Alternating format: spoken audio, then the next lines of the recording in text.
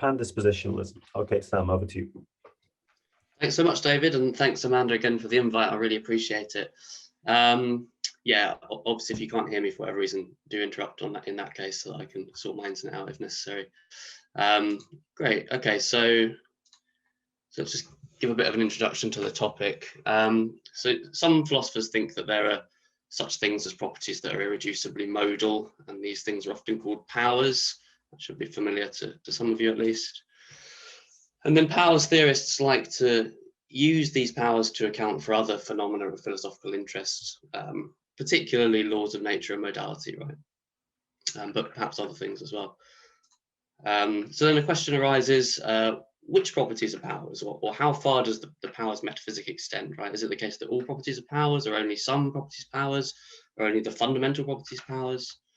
So the point of this talk really is to argue that the answer to this question really is going to depend on the particular details of the metaphysics of powers that one endorses, right? And in particular, I'm going to argue that if powers are understood as, this is where it gets a bit jargony, but hopefully we'll unpack this as things go on, but if powers are understood as qualitative grounds of dispositions, then it turns out that all properties are powers. In other words, pandispositionalism is true. And I think this conclusion is significant because I think we should understand powers in this way. I've suggested we should think of them as qualitative grounds of dispositions, although unfortunately in this talk my arguments for this will be somewhat limited. So the conclusion is going to be more kind of conditional in form. It's going to be if we endorse qualitative this account of the metaphysics of powers, then pandispositionalism is true. But the thing is, because I think this probably is the right metaphysics of powers, it looks like we might have a stronger conclusion not far off, which is like, if we want to be powers theorists, then we should endorse full-blown pandispositionalism. So that's kind of an overview of the talk. Okay, so this is the plan, right? So in section 1, what I'm going to do is talk about Alexander Bird's account of powers and his argument against pandispositionalism, right? So this will be a kind of helpful way of setting up my debate, because he's got quite a nice argument against pandispositionalism, and so it will help to use that as kind of my opponent, I suppose. And then what I'm going to do is, in section 2, reassess Bird's argument against pandispositionalism. And the way I'll do this is by flagging some problems for Bird's account of the metaphysics of powers, which then motivates this alternative account of the metaphysics of powers, which I'll call QDE, for qualitative dispositional essentialism. And I'll show that once we understand powers along the lines of QDE, as opposed to the way Bird understands them, then Bird's argument against pandispositionalism is rendered unsound. So that's all quite kind of negative. I'm just saying that we can block Bird's argument if we understand the metaphysics of powers in this way. But then in section 3, I'll try and push the thing a little bit further and say that actually, for the existence of macro powers, a positive argument for the existence of macro powers, and in fact full-blown pandispositionalism. So that's how we're going to go. And then in section 4, if I've got time, I'll go over some objections and replies, but maybe they'll kind of come up in the Q&A anyway. Okay, so starting off thinking about Bird's account of the metaphysics of powers and his argument against pandispositionalism. Okay, so like I kind of hinted at, to understand Bird's argument against pandispositionalism, we really need to understand Bird's metaphysics of powers. So central to all accounts of powers is the notion of a disposition, where a disposition can be understood as something like a modal relation between stimulus and manifestation properties. So D is the disposition to S when M. This might be familiar. So then the example that is kind of helpful is that of fragility. It doesn't really matter if we think that's fundamental or not, it's just to illustrate the idea. So fragility is a disposition to shatter when stressed. So we can think of this as like a modal relation between the properties being stressed and shattering. So that's dispositionality. And then the point is that according to Bird, and like I say, this is important for his argument against pandispositionalism, a power is an ontic, so a real property as opposed to a mere predicatory property. A power is an ontic property that has a dispositional essence, right? So Bird thinks that what it is to be a power is to have this modal relation as part of the property's essence. And the other thing he says is that a power is an ontic property whose identity is given by its causal, dispositional, or gnomic role. So the what it is to be. So if we're interested in powers, what it is to be this given power is to have this this dispositional kind of role. Okay. So then this implies something that Bird takes to be quite important, an important feature of the powers metaphysic, which is that powers are modally fixed properties, right? By which he means they have invariant characters across possible worlds. So there's no world in which charge warps space-time, right? That's not what charge does. The dispositional character of these properties is modally fixed.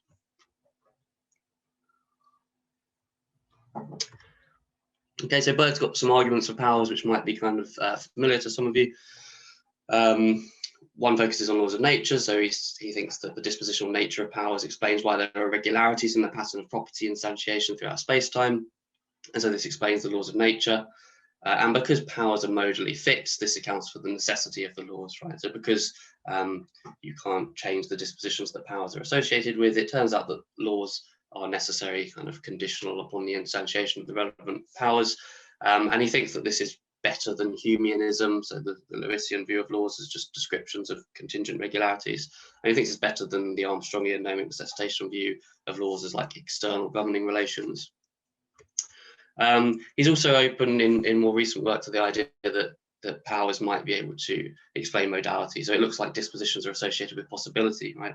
If there's a disposition with manifestation M, then it seems fair to say that it's possible that M obtains. So powers with their essences constituted by dispositions might be able to ground facts about what's possible. And then finally, property identity, right? So Bird thinks that the powers view gives a good account of property identity, and he says a property could not have a different set of dispositional relations with other properties P and Q. A property could not have a different set of dispositional relations with other properties. P and Q are the same property if and only if they have the same dispositional character, right? And importantly, we'll get onto this in a moment, this is supposed to be better than quidditism, which says that properties are just primitively self-identical and distinct from other properties. So those are the kind of arguments that Bird thinks are good arguments for powers. And he's got some arguments, some sort of indirect arguments against macro powers, which are slightly less important for my purposes, but I'll mention them briefly, right? So some people have argued that there might be, powers at all levels, but Bird says, well, we don't need these powers, these high level powers, these macro powers, to account for laws of nature, because although there might be high level laws, there might be chemical laws, biological laws, these laws ultimately supervene on and so are explained by the lower level powers, right? All you need is fundamental powers to explain all the laws according to Bird. So there's no argument for macro powers there. And modality, the exact same idea, right? The thought is that sure, there are possibilities for higher level things, for tables and chairs and people and stuff, but ultimately these possibilities are going to supervene on the fundamental powers.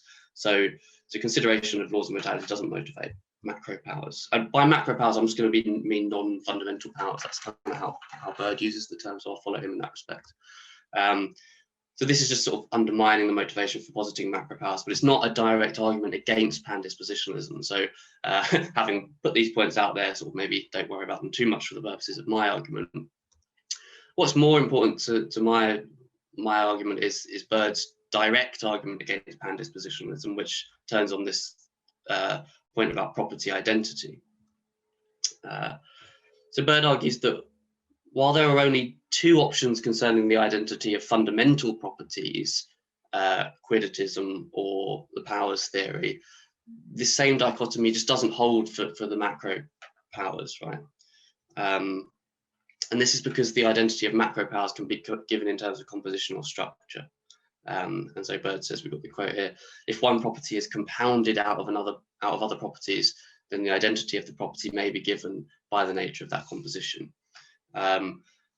So the point here is that problems for quidditism don't constitute a case in favor of macro powers. So again, this is a kind of undermining argument. So there's no positive reason from property identity to posit macro powers, but he goes further, right, and offers some concrete counterexamples which constitute a positive case against macro powers and pandispositionalism. So the point is that these examples are supposed to be macro ontic properties whose essences are not dispositional, right? And so would be would falsify pandispositionalism. And the examples he gives are chemical properties, so aromaticity, the property of being a chemical compound that contains a benzene ring, right? We'll come back to that a little bit later. The property of being covalent, so of a bond in virtue of the electron distribution giving rise to the bond, being a transition element, occupying a certain position in the periodic table. We've got biological properties too, so the property of being heterozygous at a particular locus, being a dinosaur as well, especially maybe a biological property, and medical properties such as pericardiality, the property of surrounding the heart. These are all just supposed to be examples of properties, real existing ontic properties, which just aren't powers according to Bird, because their identity isn't given by dispositions, right? It's not that dispositions constitute their essences, it's that they're given, the identities of these properties is given in terms of structure or composition or something like that. So that's a direct argument against pandispositionalism there. Yeah, so I just said that part. Okay. So I mean, so perhaps pandispositionalists could respond that the examples just given, although they don't have their essences constituted by dispositions, they nonetheless are sort of invariably associated with certain dispositions. But Bird responds that even if there were some set of dispositions shared by all aromatic compounds, say, Bird argues that contra his definition of powers, these dispositions would not determine the essence, nature, or identity of aromaticity, because what aromaticity is a matter of the structure of the molecules and their bonds and electrons, right? And and again, this is going to kind of be important later. So he concedes that this shared structure might explain the fact that aromatic compounds share some set of dispositions, and he seems open to the possibility that there might even be necessary connections, right, between aromaticity and dispositions, but he doesn't think this implies any relationship of essence for sort of broadly Feinian reasons, right? So just because there's a necessary connection here doesn't mean there's essence going on. Okay, so that was Bird's argument against pandispositionalism and Bird's metaphysics of powers. I hope that was relatively clear. Okay. So now I'm going to see some problems for the Birdian metaphysic and see how we can maybe push back against Bird's argument against pandispositionalism. And this is how it's going to go. So I'll briefly outline, hopefully briefly outline some problems for Bird's metaphysics of powers and the alternative account of powers that these problems motivate, right?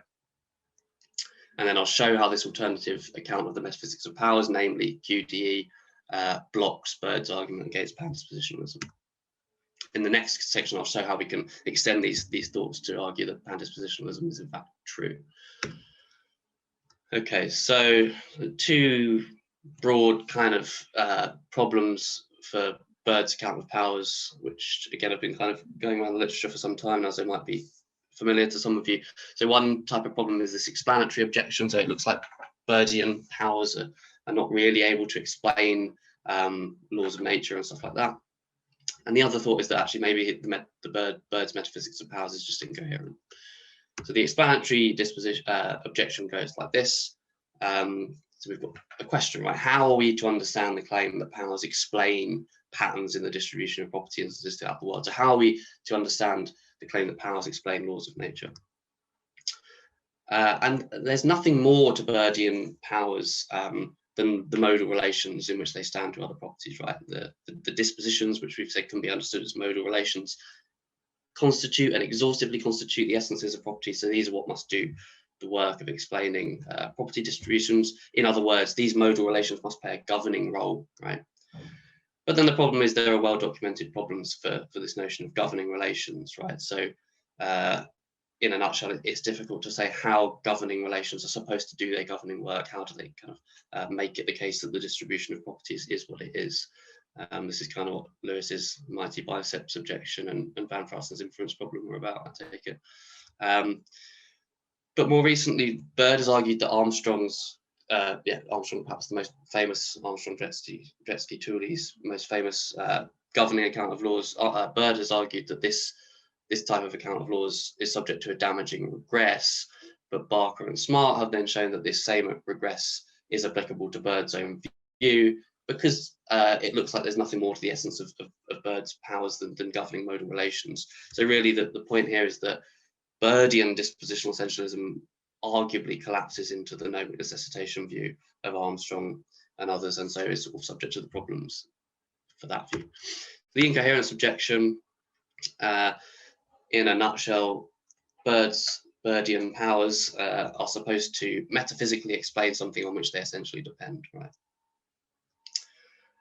So powers are supposed to explain modal facts, but as we've seen, those very modal facts that they're supposed to explain, the dispositions or modal relations between properties, are constitutive of the essences of those properties, right? And so the concern is that nothing can really metaphysically explain that which is constitutive of its own essence on pain of violating certain platitudes about grounding, right? So we probably think grounding should be asymmetrical or something like that. But even if you don't think grounding should be asymmetrical, you might think it looks like what's being built into the essences of these properties is in fact laws, right? And so we might think, okay, maybe symmetrical grounding might be okay sometimes, but we don't want a situation, we don't want to be dispositional essentialists and have properties and laws symmetrically grounding each other. This doesn't look like it's satisfying our original explanatory aims. And as I've also argued, there's sort of problems with achieving continuity with science as well. Okay, so then the point is that we can kind of avoid these problems, hopefully, if we endorse this view, qualitative dispositional essentialism, which I think was probably first articulated by Tugby, but you've got Coates also recently talking about this, and Ingthorson seems to be getting something along these lines too. So there's some precedent in the literature for this view. And so the idea is that powers, according to QDE, are self-individuating, right? So it's not the case that they're metaphysically individuated by their place in a structure of modal relations, right? Self-individuating properties. This is the qualitative part. I mean, I know people tend to mean all sorts of different things by qualitative, but for the purposes of this talk, this is all I mean by qualitative. These properties are self-individuating. But QDE powers nonetheless ground modal relations or dispositions, right? So this is the dispositional aspect of QDE. And the thought then is that a given power couldn't possibly fail to ground the dispositions that it does because its particular qualitative nature is essential to it, right? So a property instance would not be an instance of P if it didn't have P's very nature, and we assume that grounding is necessitating. So if P fully grounds a disposition D, then it's necessary that that disposition is present if P exists.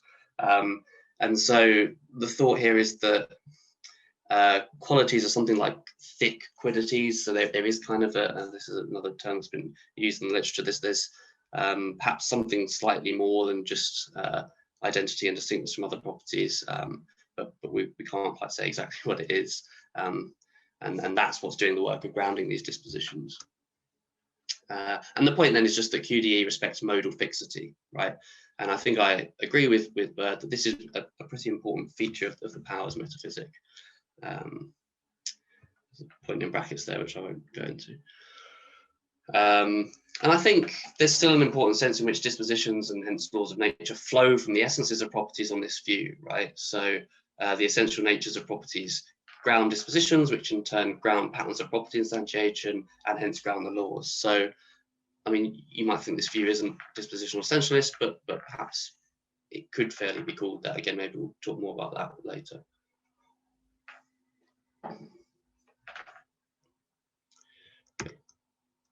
Okay, so that was QDE, and now if we see how it kind of helps us with these problems for the Birdian view, right?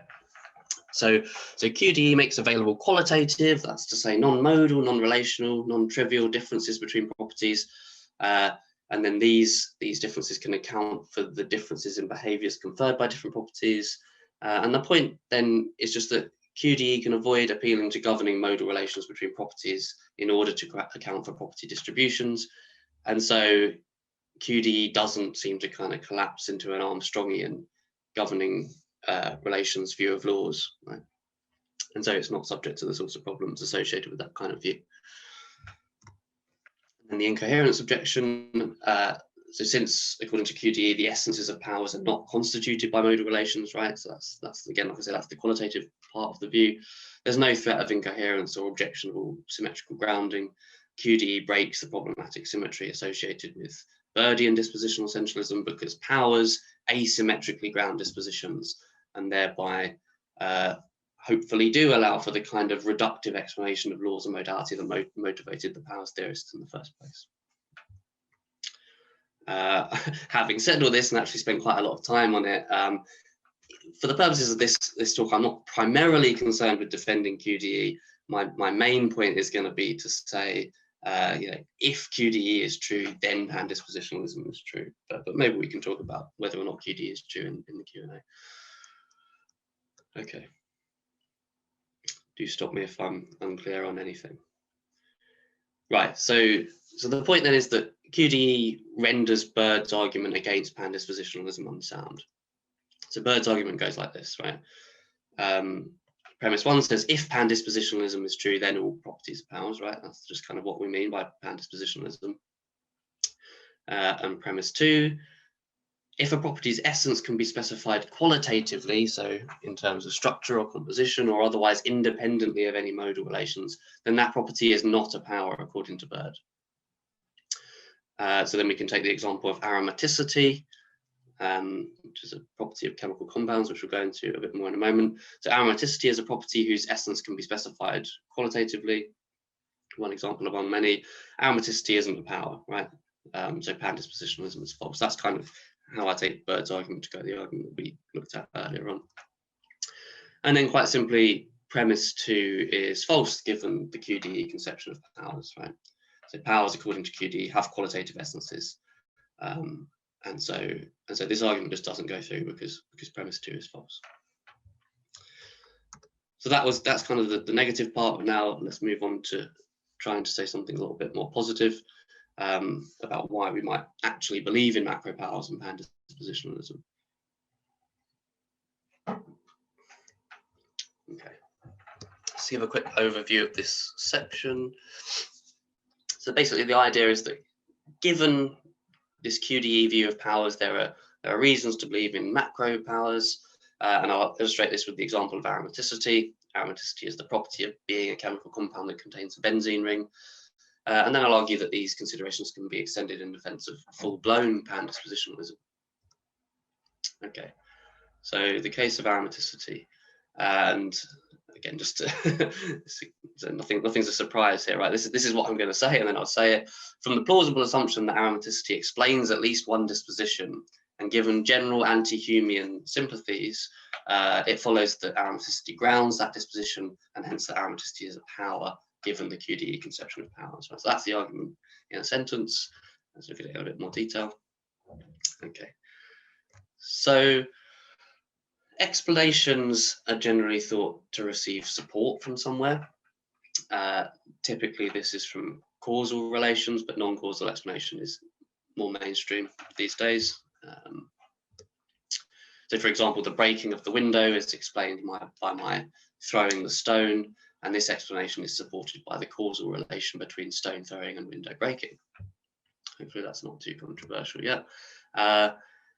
And another interesting observation, I suppose, is that this causal backing of the explanation accounts for the necessary connection between explanandum and explanans, since stone throwing causes window breaking. The two events are linked by causal necessity, which is kind of what we should expect, right? We think that wherever there's an explanation, perhaps some sort of necessary connection isn't far off. Okay, so now, so aromaticity, right? Like I said, the property of being a chemical compound that contains a benzene ring explains a disposition to produce aromatic ring currents. And I'll just give you an idea about what aromatic ring currents are. So delocalized pi electrons in the aromatic ring are free to circulate.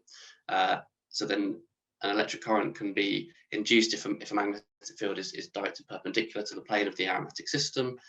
The ring current then generates a magnetic field inside the aromatic ring that is in the opposite direction to the external magnetic field that induces the current. Right?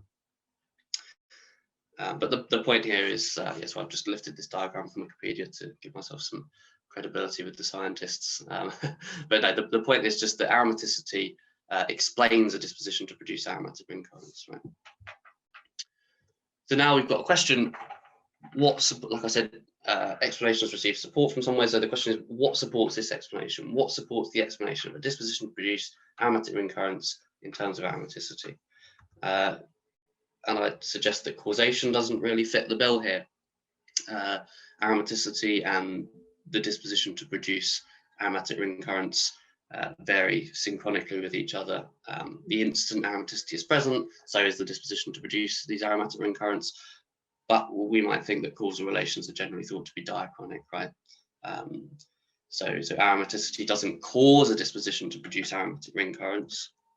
What seems more likely is that the relation between aromaticity and a disposition to produce aromatic ring currents is a grounding relation, right? So it seems plausible to say that aromaticity grounds a disposition to produce aromatic ring currents.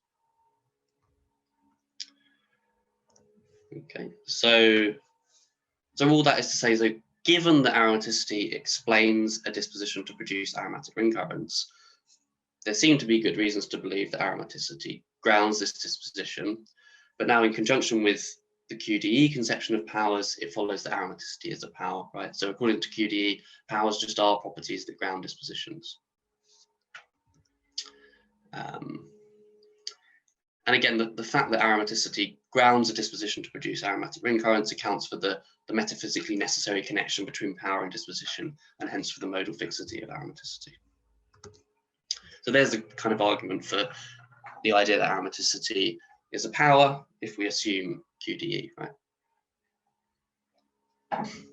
So here's an objection, a Humean objection. The Humean might say there are no metaphysically necessary connections between distinct existences, including between aromaticity and its associated dispositions, right? Aromaticity could, in some other possible world, be associated with the disposition to warp space-time, right? But grounding implies metaphysically necessary connections, hence there's no grounding between aromaticity and its associated dispositions. That's something that I kind of imagined a Humean perhaps saying. And of course, the reply is that in the present context, anti-Humeanism is being assumed, right? So in particular, it's assumed that there are necessary connections between properties and the dispositions of individuals that instantiate those properties. So it's assumed that properties aren't freely recombinable as per Lewisian Humean supervenience. And I think this denial of sort of a principle of recombination, the idea that properties can freely recombine, so denying that is a minimal assumption that a powers metaphysic must make, right? Good. So an Armstrongian objection might go as follows. So the Armstrongian might say aromaticity doesn't ground its associated dispositions. There's this N relation, and that does the work. And of course, we're just going to say, well, in the current context, we aren't sympathetic to the Armstrongian type view. In fact, problems for that view motivated the powers metaphysics. So that type of objection isn't going to be too impressive. And finally, a reductionist objection might go as follows, right? So someone might say aromaticity supervenes on, perhaps because it's grounded by fundamental powers such as charge, mass, and spin. So the characteristic dispositions associated with aromaticity are not really explained by aromaticity. Perhaps aromaticity isn't even ontic, rather they're explained by the fundamental powers on which aromaticity supervenes. It'd be a kind of way of blocking my argument, because once you say aromaticity isn't doing the explaining, you don't need to say aromaticity is doing any grounding. But in response, I'd say that a disposition to produce aromatic ring currents would certainly seem to be a respective similarity, right, that can be explained by aromaticity, but not by any fundamental powers, right? So benzene and chrysene, for example, are both disposed to produce aromatic ring currents. So then we might ask, well, what explains this similarity?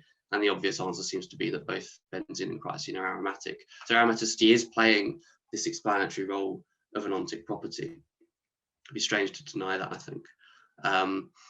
Furthermore, the fundamental powers on which aromaticity admittedly probably does supervene, in a sense, charge, mass, spin, etc., can't explain this similarity, because there seem to be other properties that supervene on these exact same powers, such as being a water molecule, which are not associated with the disposition to produce aromatic ring currents. So the idea then is that there's a necessary connection between aromaticity and the disposition to produce aromatic ring currents, but not between, say, charge and a disposition to produce aromatic ring currents. Good.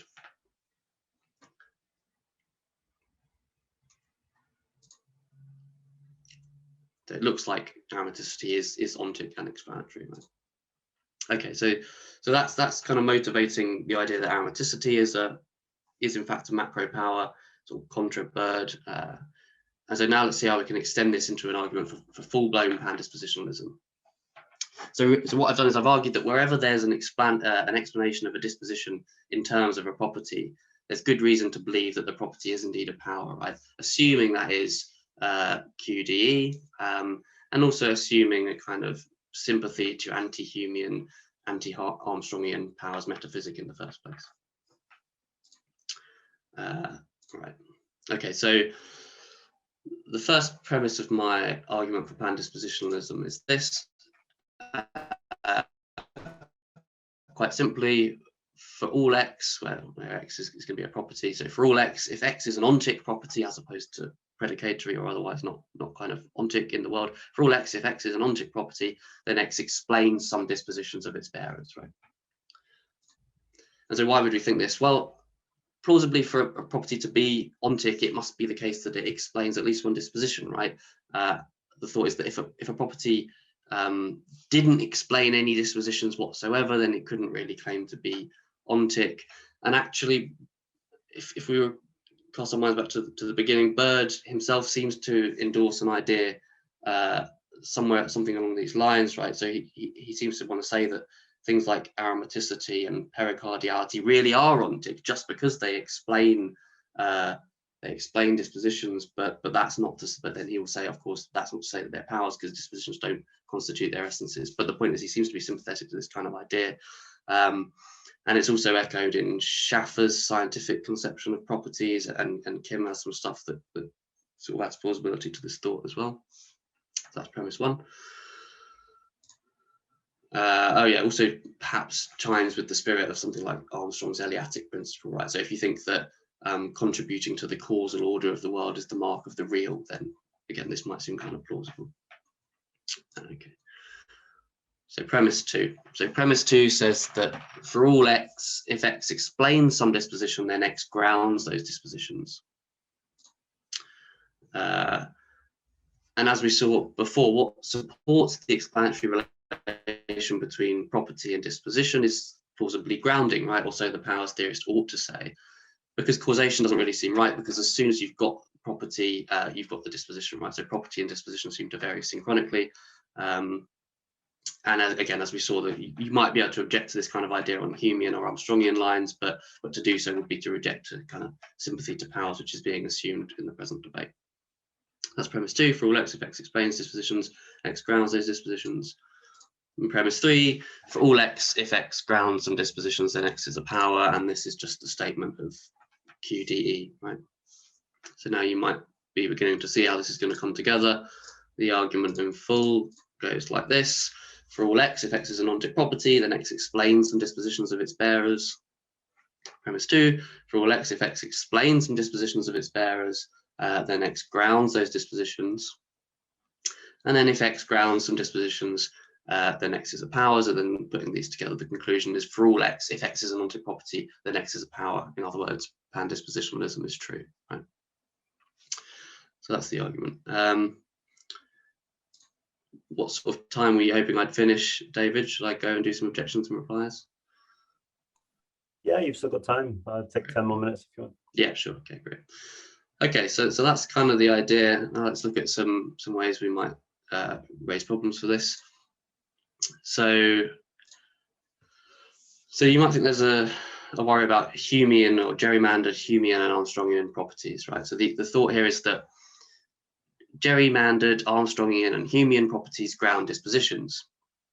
Armstrongians and Humeans are going to agree that the property of being a thin quiddity or a collection of thin quiddities subject to laws of nature may fully ground a disposition or some dispositions, but these gerrymandered properties aren't powers, right? So something's gone wrong.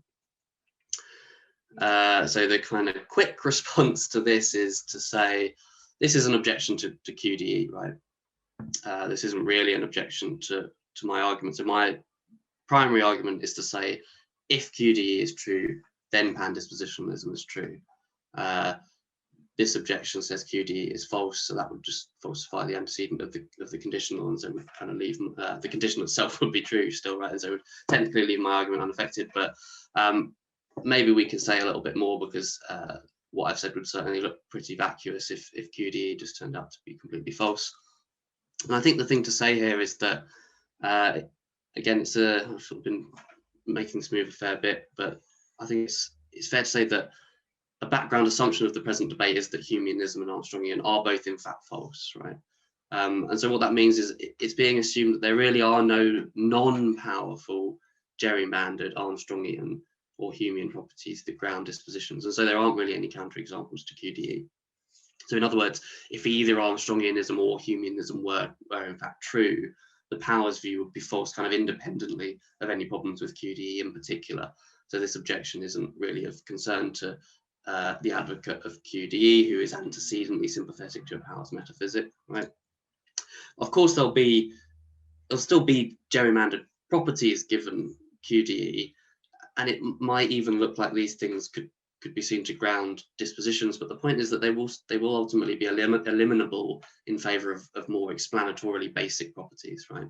And it's these more basic properties whose explanatory role can't be fulfilled by anything more fundamental, and not the gerrymandered ones that will be the ontic properties and hence the powers. But what I kind of illustrated with the case of aromaticity is that there will plausibly still be some macro powers, right? Okay, so that's that. And this is sort of two objections in one, but I guess they're kind of related. So something one might say is that all I've done is argued that the ontic properties are those that feature in scientific explanations, and that's just what powers are. But this is kind of trivial and uninteresting. Relatedly, perhaps one might say that the view that I call Pandispositionalism isn't really Pandispositionalism because properties with non-modal essences that ground dispositions aren't really powers, right? And my response is that I don't think, the main thing that I'm arguing for is that if QD is true, then Pandispositionalism is true. And I don't think that's trivial, because I think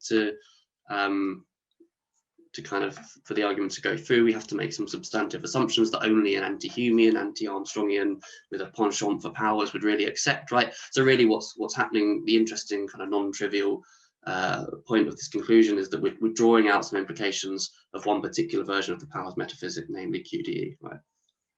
And I don't think that that's trivial.